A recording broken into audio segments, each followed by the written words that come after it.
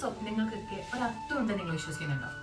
സ്വപ്നങ്ങളിൽ മാത്രം കണ്ടു പരിചയമുള്ള ഒരാളെ ആത്മാർത്ഥമായി പ്രണയിക്കുകയും പെട്ടെന്നൊരു ദിവസം ആൾക്കൂട്ടത്തിനിടയിൽ വെച്ച് അയാളെ കാണുകയും ചെയ്താൽ നമുക്ക് എന്തായിരിക്കും തോന്നുക?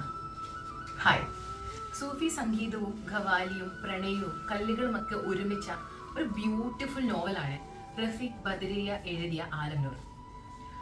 റോവൽ എന്ന കഥാനായകനെ പെട്ടെന്ന് ഒരു ദിവസം വരുന്ന അനോണിമസ് ടെക്സ്റ്റിൽ നിന്നാണ് നമ്മുടെ നോവൽ ആരംഭിക്കുന്നത്.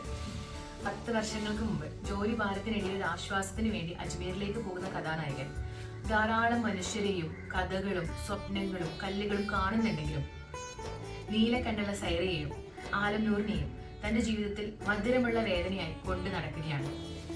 കഥ വായിക്കുന്ന സമയത്ത് ഉസ്മാനിക്കയോടൊക്കെ ഒരു ആദരവ് തോന്നുമെങ്കിലും സൽമദീനിയെ നമുക്കൊരു ഫോർ എവർ ലവിന്റെ സിമ്പിൾ ആയിട്ടൊക്കെ നമുക്ക് ഫീൽ ചെയ്യും. ആകാശത്ത് നിന്നും പ്രവേശിക്കുന്ന രീതിയിൽ നിർമ്മിച്ചിട്ടുണ്ട് പള്ളിയും പ്രത്യേക കാരണങ്ങളൊന്നും ഇല്ലാതെ പ്രണയത്തിലാകുന്ന വ്യക്തികളും പ്രണയത്തിലായ വ്യക്തികൾ തമ്മിൽ ഉണ്ടാകുന്ന ഒരു കണക്ഷനൊക്കെ ഭയങ്കര മൊഞ്ചോടെ ഒരു പുസ്തകത്തിൽ പറഞ്ഞു വെച്ചിട്ടുണ്ട്.